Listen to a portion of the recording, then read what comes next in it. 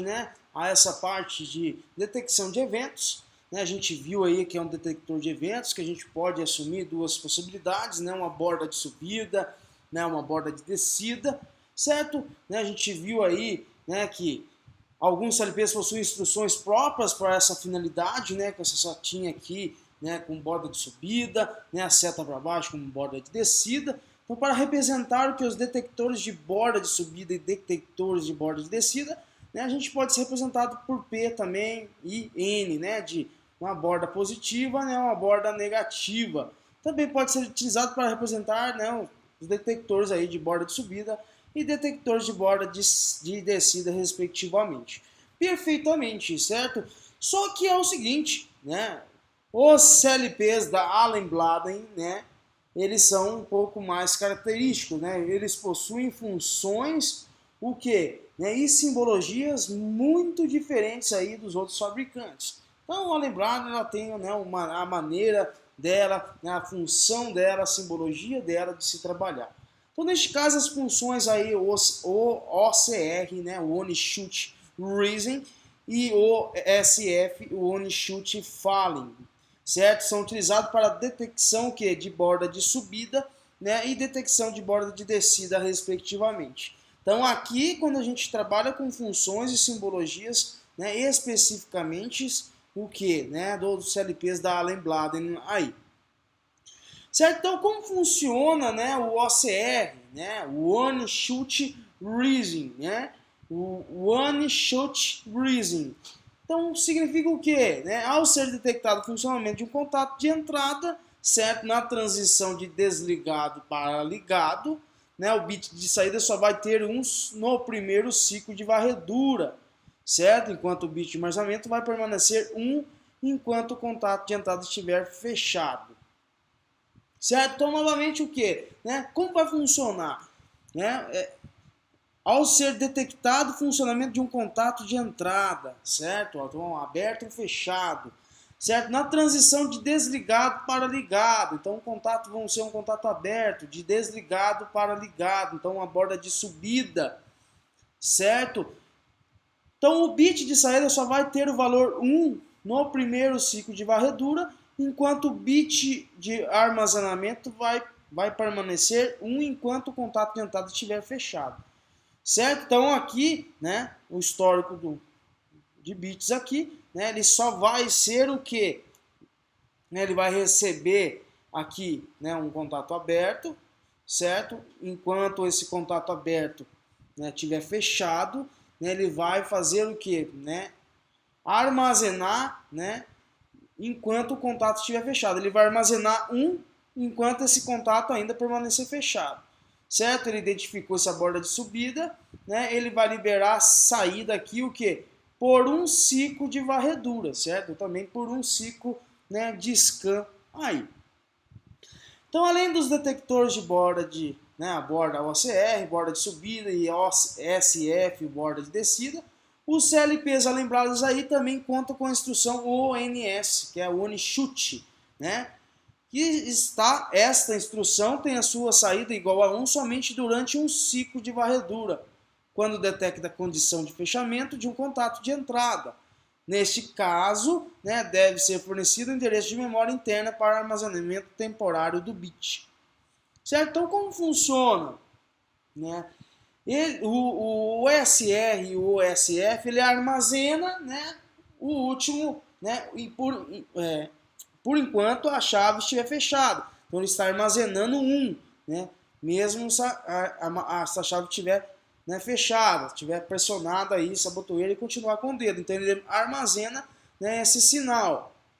Certo? Enquanto o ONS, né, o OneShot aqui, essa instrução tem a sua saída igual a 1 somente durante o quê? Um ciclo de varredura.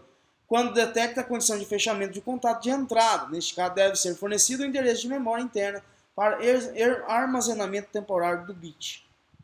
Certo? Então aqui a gente tem, né, o ONS, certo? Ó, aqui a gente tem o endereçamento dele, né, o B3, né, 2.0, o seu endereçamento, né, dessa função, dessa instrução OneShot, certo? Então ela funciona de que forma, né? Ela só vai mudar na sua saída né, quando o quê? Né, somente por um ciclo de varredura aí. Certo? Então, um pulso, então fechou essa chave, certo? Fechou, por mais que eu permanecer apertado aqui, ele vai somente fazer um ciclo, certo? Então ele tem um armazenamento temporário do bit aí. Então, caso o CLP utilizado não possua essa instrução específica, né, de instrução de borda de subida, borda de descida, certo? No caso aí do Zélio, né, o software Zélio, pode-se implementar o que? O circuito abaixo, né? Como assim o circuito abaixo aí?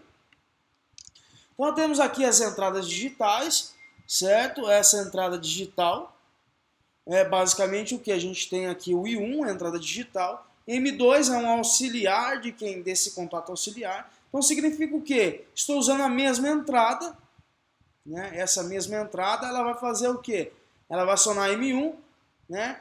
Só que automaticamente o que vai acontecer, né? Ele vai desacionar M1.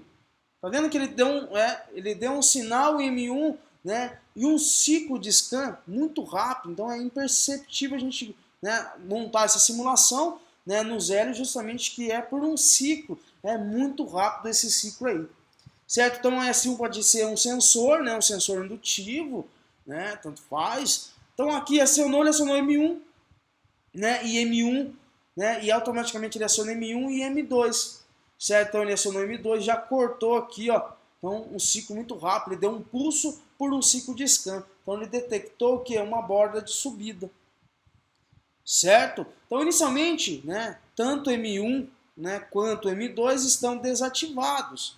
Então ao pressionar a I1, né, no primeiro ciclo de varreduras, são ativados o que? Tanto M1 como M2. Certo? Só que no segundo ciclo de varredura, o contato normalmente fechado de M2 não dá mais condição para o acionamento de M1.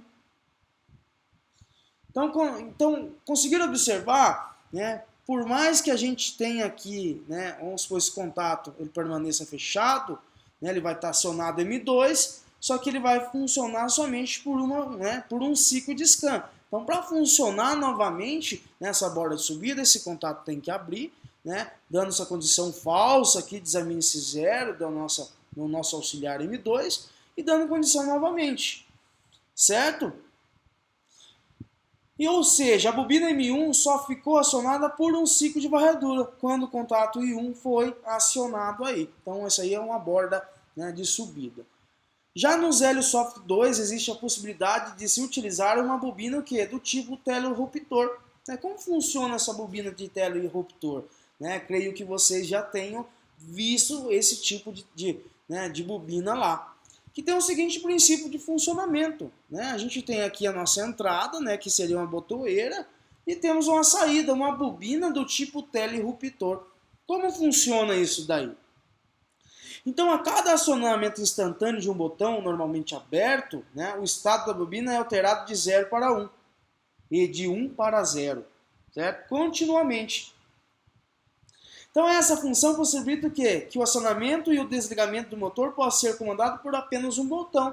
Ou também podemos dizer que essa saída, digital, nessa bobina do tipo interruptor, como uma saída do tipo quê? Flip-flop, certo? Porque ele vai memorizar, o acionamento. Então acionei a primeira vez e ele, opa, entendeu, acionou a saída, certo? E o que vai acontecer? Se eu dar mais um pulso, ele vai desacionar. Tá bom? Então ele funciona o quê? Através desse botão eu aciono e desaciono, essa bobina aqui. Certo? Então aqui eu acionei, aqui vai dar condição verdadeira, acionado.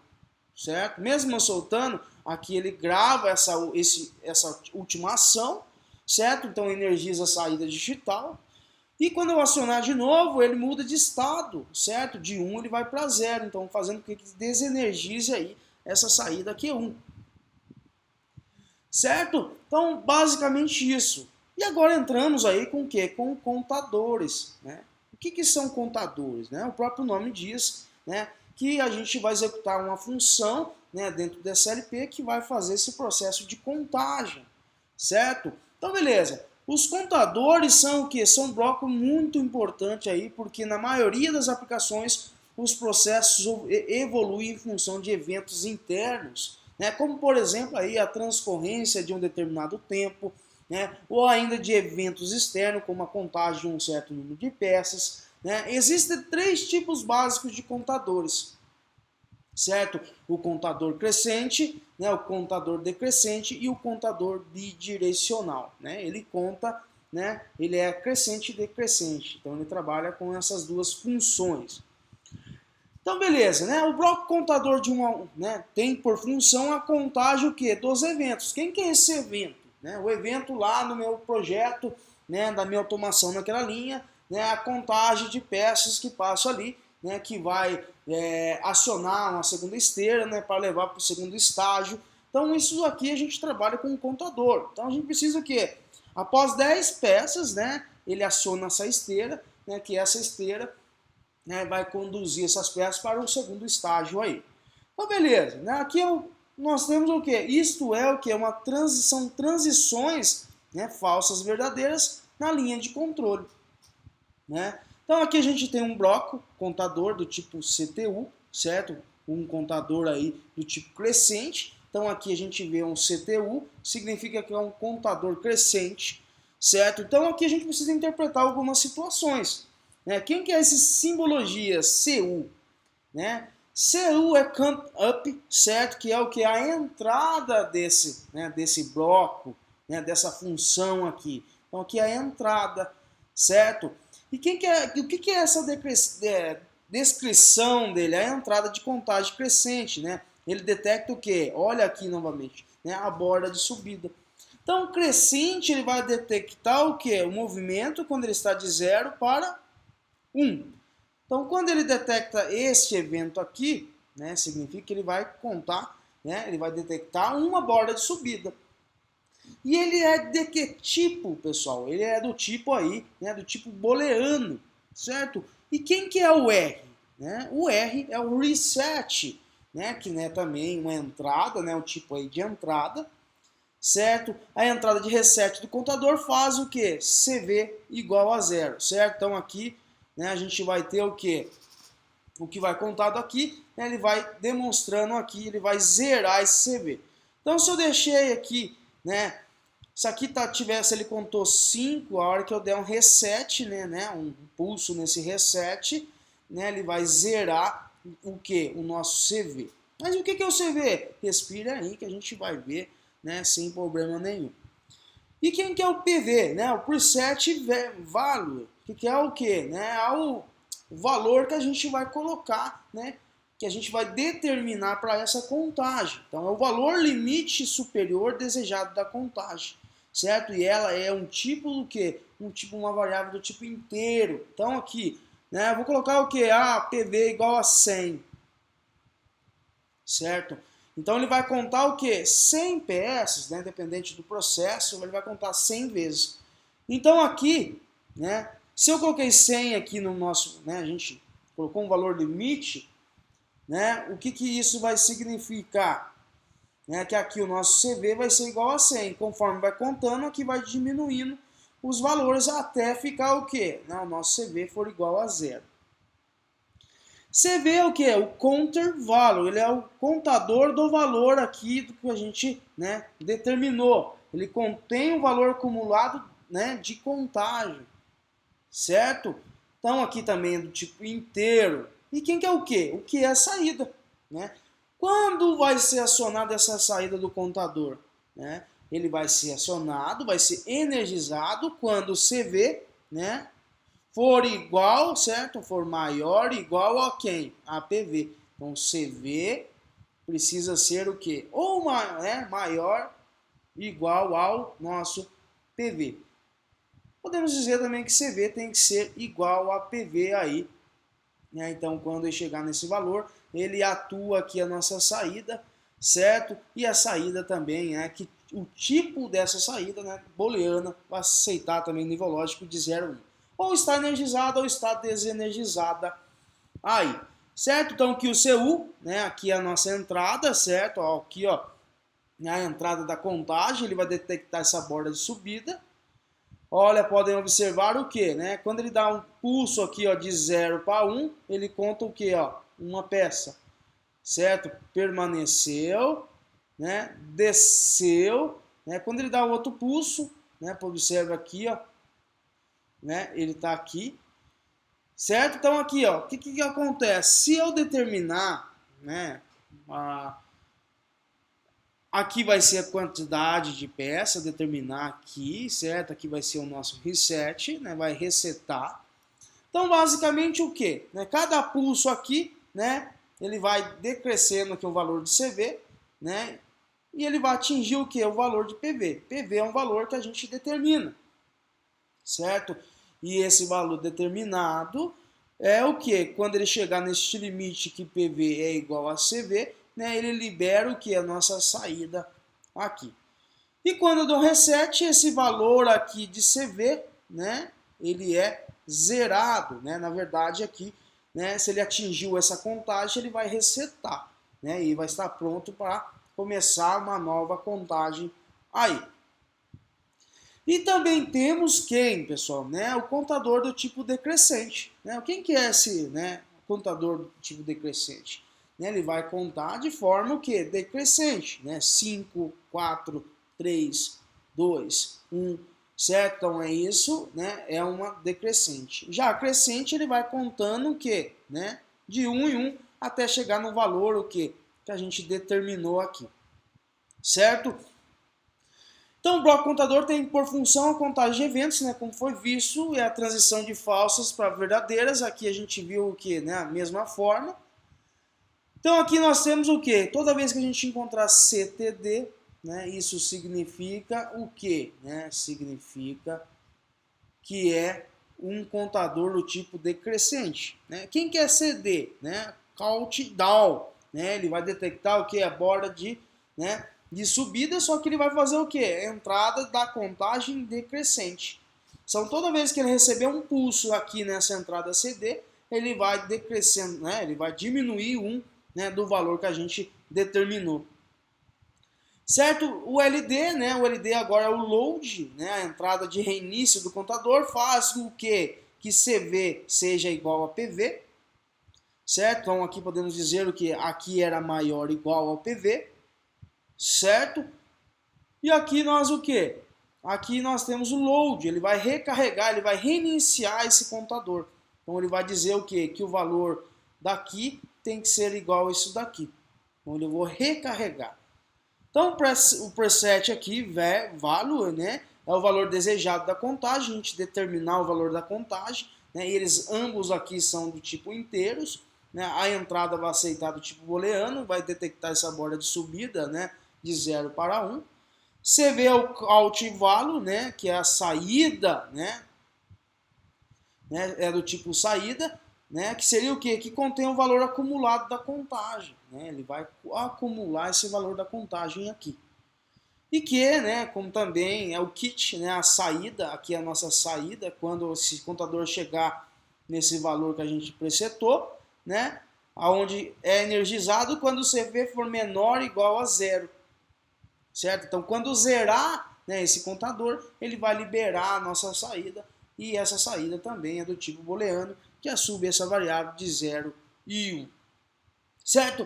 Então, basicamente isso, cada pulso aqui ele vai decrementando 1, certo? E aqui, né, quando vai ser liberado aqui a nossa saída aqui? Vai ser liberado quando o quê? Né, quando o CV for menor ou igual a 0. Então, quando o nosso contador aqui, vamos supor, a gente presetou em 100, então 100 é igual a 100, né? Lembra lá que PV precisa ser igual a CV. Então aqui cada pulso aqui ele vai decrementando 1. Então quando aqui, né, CV for menor ou igual a 0, né, CV menor ou igual a 0, ele tem a habilitação aqui da nossa saída. Tá bom? Lembrando que CV, né, é uma variável do tipo que, né, do tipo inteiro. Então a gente pode utilizar esse valor, né, para ser representado numa EHM. Então beleza, né? Em alguns contadores aí a instrução de contador decrescente forma um par com a instrução de contador crescente, obtendo assim um contador bidirecional. Então a gente tem um contador do tipo CTUD, né? que é onde ele diz o quê? Que a gente tem um contador crescente, né, e um contador decrescente, né, no mesma instrução, no mesmo bloco de instrução aqui.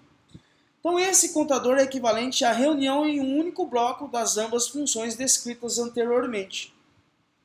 Então beleza, olha que bacana, né? Se for detectado um pulso na entrada de contagem, né? Quem que é a entrada de contagem? CU, certo? O valor de CV será aumentado, certo? Então eu vou aumentar um valor aqui em CV. Da mesma forma, se CD receber um pulso, ó, CD receber um pulso, o que vai acontecer? Né? O valor de CV será diminuído, certo? De uma unidade. Então a saída limite superior, que é chamada de QU, é ativada quando o valor acumulado de CV for igual, maior ou igual, né, do que o valor de PV. E a saída limite inferior, que é chamada de QD, né, será ativada quando o contador chegar a 0. Então a gente tem uma instrução aqui, né, em um único bloco.